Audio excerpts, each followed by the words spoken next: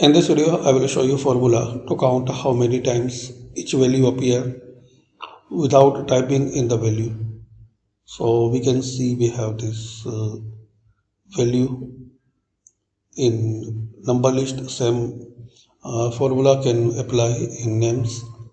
So type this formula equal count and select in this list count if. So double click on it. Now select the range like this.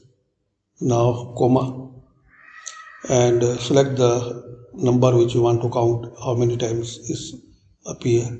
So for example 3 or 4, whatever you like, then press enter.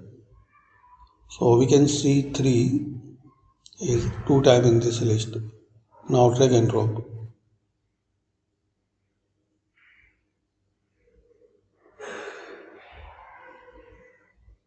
So thanks for watching guys. Comment on this video useful for you.